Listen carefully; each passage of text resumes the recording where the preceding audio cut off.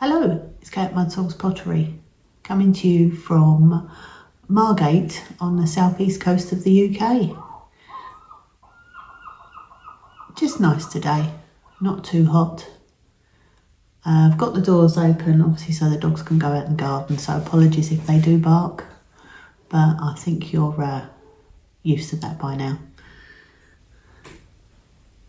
Unfortunately, we have a poorly Henry at the moment. Well, he's okay in himself really, but we think he may have got stung just sort of underneath his ear, and being a Labrador, obviously the ear is flopping over it and it was irritating him quite a lot. So we've had to put a collar of shame on him. He's coping with it well, but yeah, we're just hoping it heals up soon and we don't have to have a trip to the vets. Like I say, he's okay in himself, but yeah, what are dogs like? That'll serve him right. No, not really, that's wicked. For eating, teach him not to eat the bees. So yeah, I'll put a little photo of him, you know, looking awfully cute with his cone on a little bit later in the video. But anyway, let's get on with what we're here for. Pretty good. I mean, it was a load mostly of refires and tests. So yeah, let's get on with it. I'll go through the order of my book, I think. Sorry, looking over there because that's where it is. Maybe I should move it a bit closer. So first things first, you've already seen one of my oak and holly dishes, but the difference with this one is that I actually did rainforest instead of holly green. So rainforest obviously on the holly with Albany slip brown, and I put my teeth in. Albany slip brown on the oak side, and this is one that has rather holly green and Albany slip brown. I mean, there's not much difference. I think the rainforest is just a slightly lighter, yeah.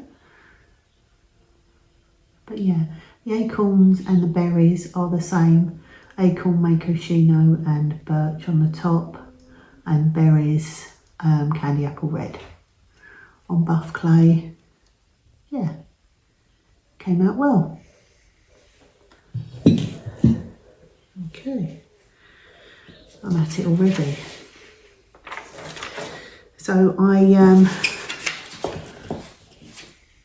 glazed the rest of my runes and put them in the right way up this time. So yeah, I will put a picture of them all set out in their set so you can see what I was getting at with the 3 different colours. But yeah, I think I made quite a good choice with the colours. Whoops, it's upside down.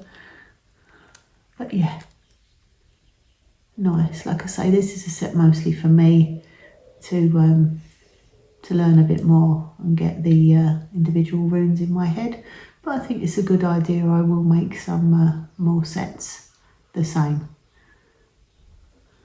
And it's the Nordic Ice clay, which is back in stock at Bath Potters. They do the sample bag, which is what I got, and for a couple of £, you can't go wrong really. And they do the 10 kilo bags as well. But yeah, makes a change from buff and my darker clays, I suppose. But I'm not changing over to white clay. Right, passion flower leaf dishes. Yeah, let's go with this one first. I did a little trio of tests. New glaze to me, Prisma Green. It's on the buff. And when I first looked at it, I thought, oh yeah. But it has got a few little pinholes in it. Maybe first time using it, so maybe I put the glaze on too thick. It's a very runny glaze. So yeah, and you can just about make out the passion flower leaf underneath. As I say, bit of a test. Could I put it back in? I don't know, maybe. Funny enough, I put it on the Nordic ice clay, and although it covered up the texture nearly completely, no pinholes. You can just about see the texture. It's quite nice the way it's gone around the edge. And this is just a little test on texture, which is quite nice. I think looks like I did 3 coats on everything, and with just one on the edge, because I've heard that it is a runner. Yeah, anyway. And let's do that one next. Yeah, I decided to, it's very matte. I don't remember it being very matte, but anyway, I decided to test micro jade on this, and this is a Nordic ice again, because I think I've tried it on my buff clay and it's not wonderful. You can just about see the texture, and I've got a little bit of the crystals coming out. Let's see, I put 3 coats and just 1 coat on the edge.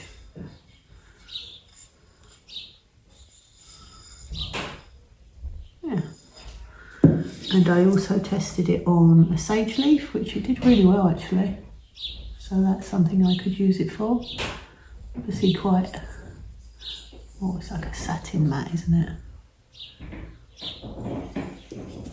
And also, even though I wrote Prism Green on the back, it's that's on the Nordic clay as well, just on texture. A few little crystals starting to show there.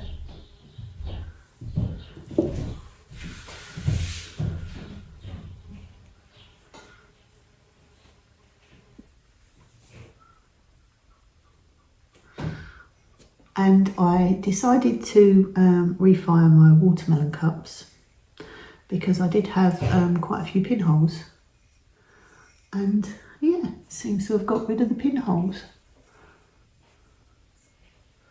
I just added 2 coats of Rainforest at the bottom, which has gone quite dark, but nice. And I feathered it up. On the top, I put 2 more coats, I should say, of olive float, and feathered down. I think that's a technique that Audrey Lynn Studios does quite a bit, and obviously her pots turn out really good. So yeah, I think that's a success, and luckily it hasn't changed the inside too much. Did I put anything over the inside? No, I just left the inside with I think it's shallot and ink spots, but I will double check that and put it on the screen if not. Yeah, so I think that's a success.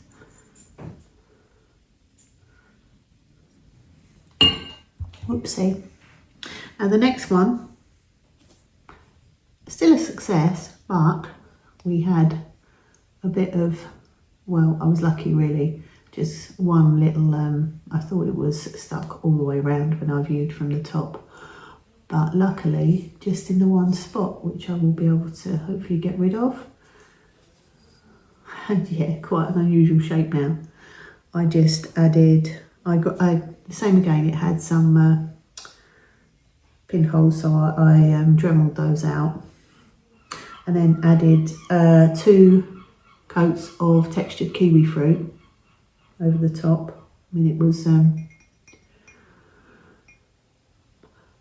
Spectrum Holly Green under, and textured kiwi fruit, also Spectrum, over the top.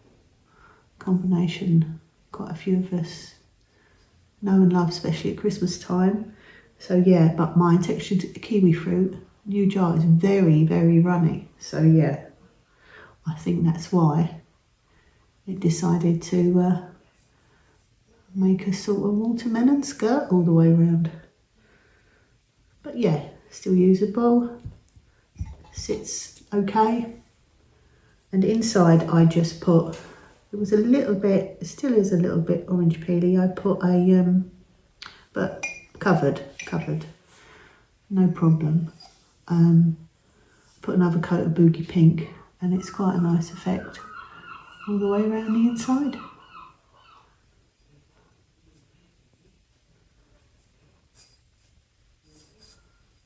So if you can hear the TV, my son's just put the TV on in the other room, watching some crazy video or another. Not my videos, of course. Alright, and another refire. Sorry, I know it's a lot of refires, but I think it's interesting to see whether you can save a piece or not. This, if you remember Travel Cup, I put moon transfers on. You can, well, I suppose because I know they're there. Actually, that little bit there looks a little bit Aurora-ish. But yeah, just looks like Galaxy now. With the, I'm pretty sure it was Speedball Nightshade underneath with the Enchanted Forest and Iron Luster combo. Luckily I've still got my line around the bottom, which I like. Yeah. And the inside, I think was Speedball Nightshade. You can't see, can you? Black hole. Excuse me. Was Speedball Nightshade as well, and it stood up okay to the refire. So yeah, that's a success. Now, next one, which I was a bit silly with, let's face it, but we all have these moments. Probably be staying with me, but I will make another one on black clay, maybe not, but yeah. I dremeled the alabaster that did not like the black clay. So I dremeled it and dremeled some of the winterwood, the worst bits down.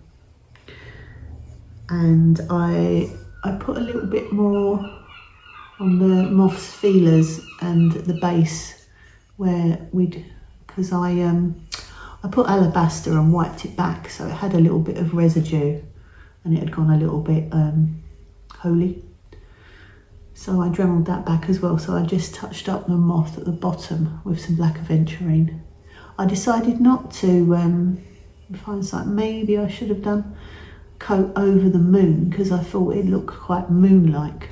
But obviously with the, excuse me, second firing it's gone a little bit darker. But yeah, the moth has gone a little bit more matte. And what I did was I just put river birch over the winterwood.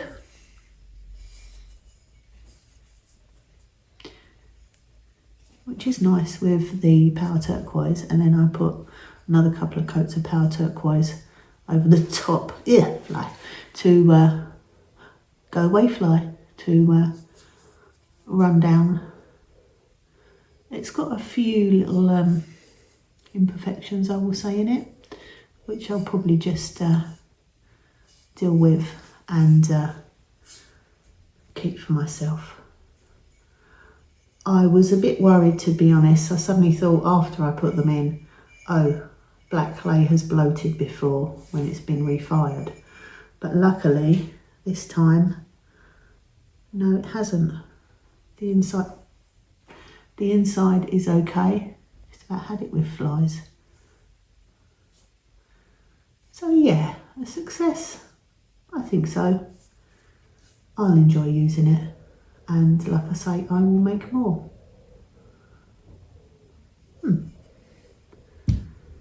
Yeah, I'm so glad that the I mean, it's got a little bit more matte, I would say, the black clay firing again, but okay. Now I did a couple of little test tiles. Woohoo! Now I'm pretty sure I have got a test tile of lime shower somewhere, but I just wanted to test it again on the buff clay. That's lime shower 2 and 3 coats, because I may put that on something else that's coming up in a minute. I just wanted to, well, just to remind myself how it was on the buff clay. That's that. And these two, I actually didn't realise that they are actually speckled clay, but Albany Slip Brown times 2, and then, excuse me, I put lime shower 3 coats, 2 coats over the top. It's another glaze I was thinking of for my project coming up. And also I thought I would try the Prisma Green over Albany Slip Brown. I mean, I'm trying to use, I did put posts on the school asking about greens, asking about Vert Luster, yeah. And there's also Art Deco Green. I thought they may work well for my project, but then I sort of thought, okay, use the glazes you've already got and see what you can work out, because yeah, we all love buying new glazes, but why not just experiment and use what you've got, especially when it's a fairly new glaze to me. I mean, I hadn't even opened it, Prisma Green, so I mean, that's quite nice. Obviously it is a runner, so I would have to be careful, because obviously the mug doesn't have any texture either, and the texture has no doubt slowed that down, and it's also on speckled clay. So yeah, good to know that they both like the speckled clay. So yeah, test tiles are a good idea. I will carry on doing a few. I mean, I've got lots of test tiles. I did quite a few at the start. Maybe I just need to go through them just to refresh my memory on things that work and things that don't, rather than just keeping them in a container. Right, another refire. I'm sorry if it's a little bit, I have got a couple of new things coming up, because these, oh, excuse me, juicer mug. This one I put swoops, well, I put a base of black walnut, oh dear, excuse me, and decided to do swoops of alabaster green tea, as you do, but the black clay didn't like alabaster and vice versa, so it came out all knobbly bobbly. Okay, the alabaster probably was a little bit thick in my swoops, but now I just did another coat of black walnut all over. Sorry for shaking the table. This is a temporary table. I need to get a more solid one for my glazing table. And then I put 2 coats of green tea, which I think I was lucky, because it can be a runner. Got 1 drip there, but I did put it on cookies just in case. But I do like the effect of the green tea, and they're so shiny. You can hardly see it. The green tea and the black walnut. Oh yeah, a couple of pinholes, so I'll deal with those. Do I put it back in?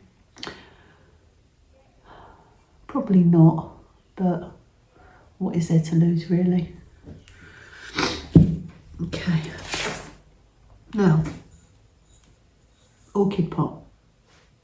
This was Andrea's roulette pot, and I'm sure she won't mind me putting it back in, because I don't think the micro jade at the top did it justice. It still is actually, still has got a few little spots in it, and obviously it must be because of buff clay, I don't know.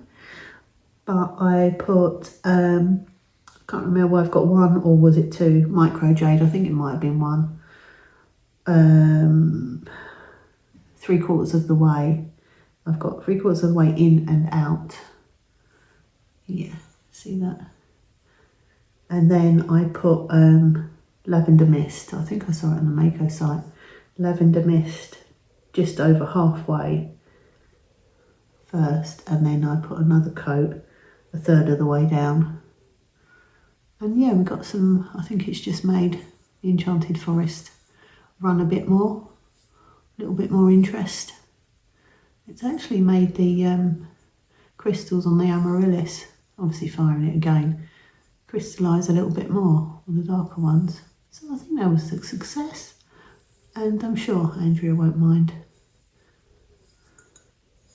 Yeah. Okay, and then another one of my experiments. Yeah. Now I had the idea and I ended up putting it on black clay, and hindsight is a wonderful thing. I maybe should have just put it on buff clay. But anyway, I went with it, and what I did was I glazed all the potion bottles with just one coat of Stroke and Coat to make them look like, obviously, bottles with all sorts of things inside. And I just glazed the little corks as well, a variety of Stroke and Coats. Now this is a speckled buff on gobe, so that is showing through on the transfers a little bit, but I don't mind that. The only thing that, I mean, I love how this eggplant and Enchanted Forest has come out, but glaze must have been a little bit thin at the bottom, so the clay is showing through a little bit. But yeah, not bad. And I just kept eggplant on the top, and I actually poured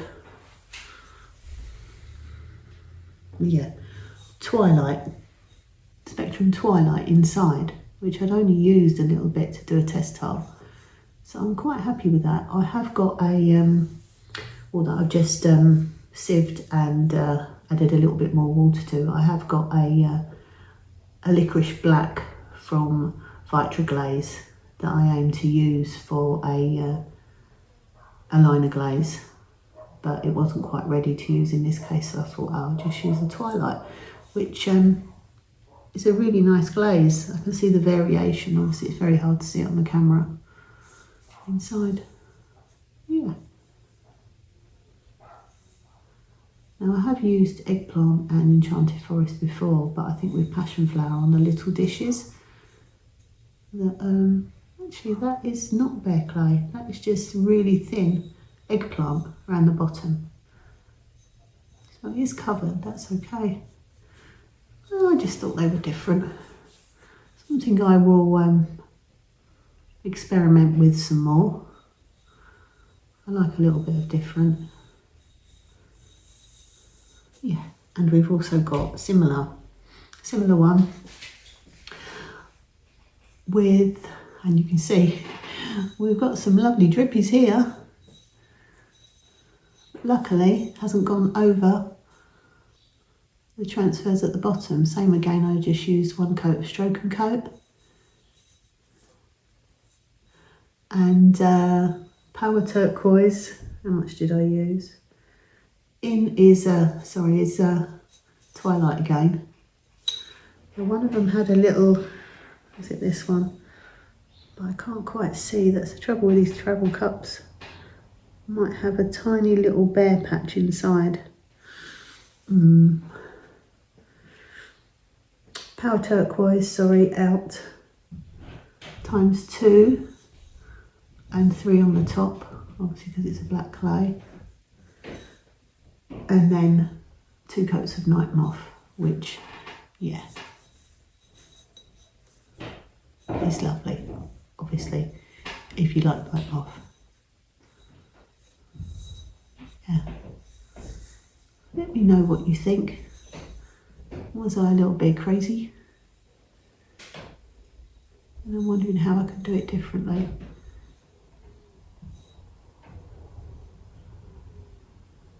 These transfers came from Amazon.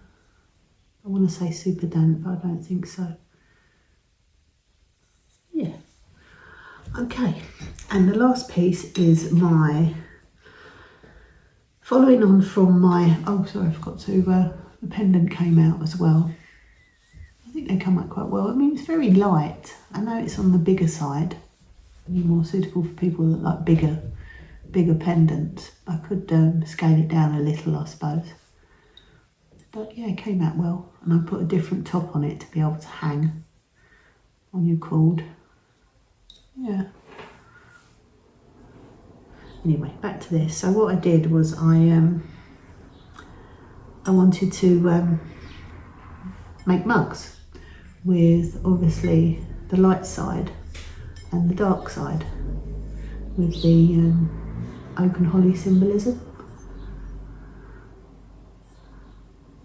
Yeah, one little, that's unusual for, still it's a leaf. Leaves do have imperfections.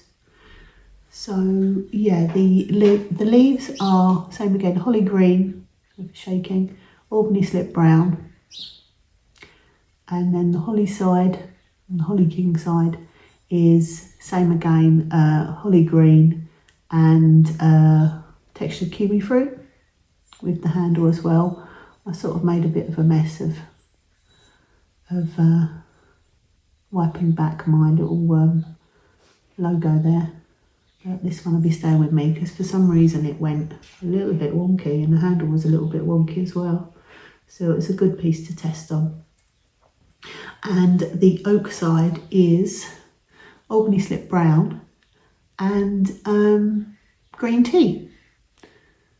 I love green tea. I like what it does on frost blue. As you know, I've done pieces with that combination before. And inside, doobie-doo, is honeydew. And obviously I let the glaze go a little bit over the rim. So we've got a little bit of feathering going down. I think overall it works. Let me know what you think. I mean, I know it's a little on the dark side. Maybe I could use rainforest instead, like the other dish on the leaf. I did wonder about doing the rainforest snow on the holly side, because obviously it would look like more, will have more of a sort of winter feel. And with the oak side, maybe it needs to be a little bit greener. That's why I was thinking lime shower. Just thinking with the glazes that I've got, to be honest. Or maybe I could just go with green tea. But my thinking was to use obviously the same glaze to make it easier to glaze, if it makes sense. To blend in more with using the leaf colour on the main body. I hope that makes sense. Yeah, the handle's not bad. You could probably do with a thumb rest. And I'm going to go and try it out with a cup of tea and some biscuits now. I think the other two are a little bit rounder. I know Nat was talking about keeping mugs in the round. I mean, my black clay ones came out, considering it's been refired. So maybe it's down to the clay. I mean, I use the same thickness of clay. I usually use 5mm.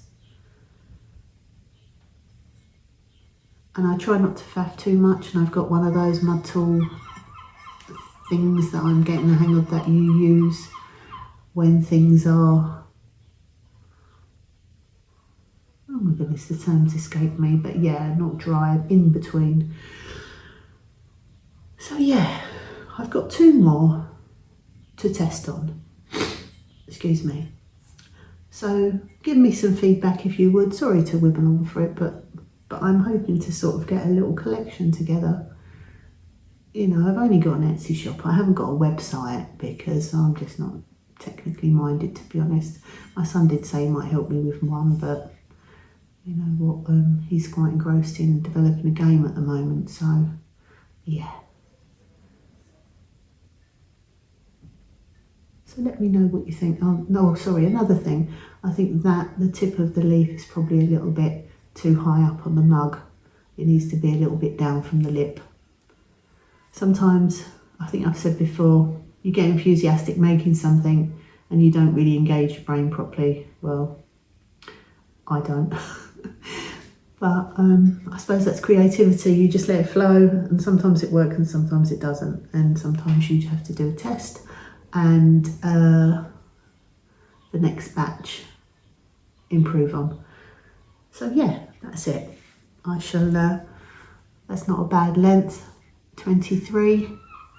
I think that's the golden spot, to be honest, because I think, I don't know about you, as much as I like watching everyone's videos, when they go past half an hour, you sort of think, oh, you know, I'll have to split it in two, watch a bit now and a bit later. But anyway, thanks for watching. Please subscribe if you don't already. If you already do, you know, thanks a million. I am heading towards 500, so I would really love to get past 500 by the end of the year. That would be a nice Christmas present.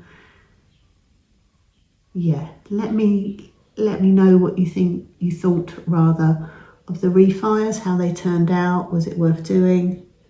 I think it usually is, because otherwise, I mean, I've got a box of, what did I call it? Box of doom, I think, with pieces that I often think about getting a rock tumbler, but I haven't yet. So many things to buy in pottery.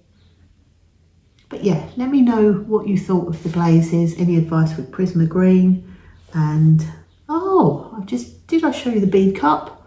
Oh, I'm sorry. Right, I'm going to keep this short. Refired it, wondered whether I should refire it, and yeah, it's held up pretty well. The only thing is, Ongobe does not like to be refired. So bear that in mind, people. You might have already realised it, but you get a little bit of roughness coming out in it. It's all sealed over at the top. I just put a couple of, well, I think one coat inside. Forgive me if I've already shown this to you. And I put honey flux over the, excuse me, bright orange, because it did look really orange peely. It still does. But yeah, an experiment again, like I say, mainly to see if you can refire bead. Looks like you can, but not on Ongobe. So there we go. Okay, thanks again. Speak to you all soon.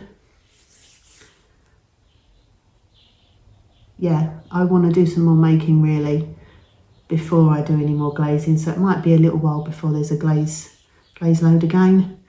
But anyway, I'll keep you updated what I'm making. Thanks a lot. Bye for now.